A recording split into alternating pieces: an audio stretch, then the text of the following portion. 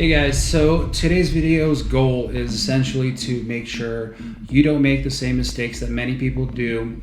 There's no worse feeling that, when you're out of steam and you're ready to sell your business and you got all these different hurdles to go through in order to get any kind of reasonable sale price for it. So my goal, if anything today, is make sure you walk away with one or two tips that you can implement into your business to make sure you get the best bang for your efforts, The number one thing is make sure, generally speaking, you have 2 or 3 at least, years of revenue coming in and that you can showcase to a potential buyer or buyers.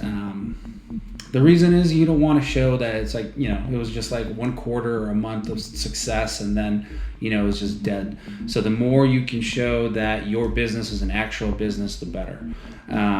Whether it's a social media page or it is a Amazon FBA business or, your own website or brick and mortar, it doesn't really matter. The more years, the better. And you want it to be going in an uptrend. Obviously, it doesn't always go up, but you want it to be at least consistent or uptrending. You don't want to sell it when it's at the lowest or you have, a couple months behind you of revenue trail. The number 2 thing is, the goal should always be to make sure you are building your business not around you, but around a brand.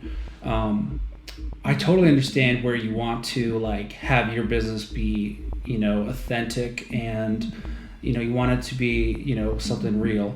But long term, the more you can make yourself not the specialist, but the business itself, it'd be separate from you, the better.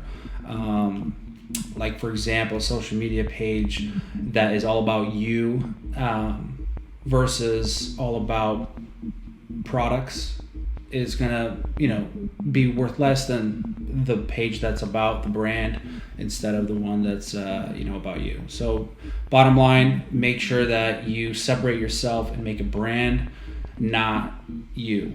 Number 3 is make sure that the sucker kind of runs without you. So you don't want to be an owner operator. You don't want to, the less you're involved with the business, the better.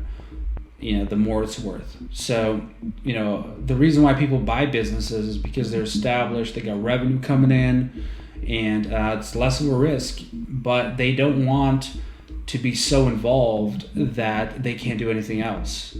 So if you're an owner operator,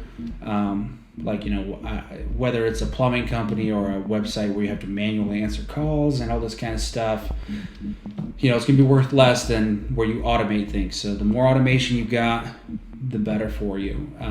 The better the, price for what your business can sell. Let's see here. Number 4, I would definitely recommend using a business broker.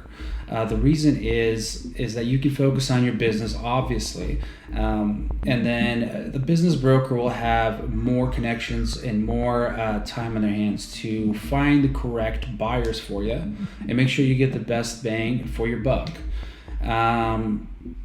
Not just that, but generally speaking, business brokers have a network of people that they work with, especially if it's a business broker that's in a franchise.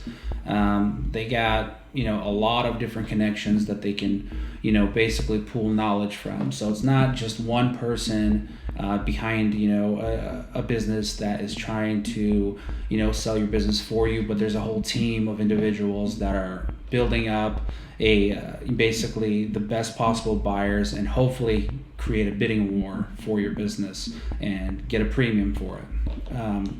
I know this personally because I'm also a business broker and I specialize in online business, and I got to tell you, there's a whole difference between someone who's just working on it and someone who's doing a business and they don't know where they are as far as the selling process and what it takes to sell a business from start to end. I know that because when I sold my first business, I tried to sell it on my own as well. And it was such a more stressful, world than you have a professional person that's actually day and night finding the right buyers and qualifying them and making sure this, bad boy sells. I think that's really the basics, you know. So you want to make sure you rewind this video. If you have any questions, let me know, you know. Like I said, my goal is to make sure y'all get the best bang for your buck, and you don't end up at this place where you're tired and you're exhausted, and your business just isn't ready to be sold. So that's the goal. I hope you guys enjoyed the video, and if you got any questions or anything like that, you know how to find me. And so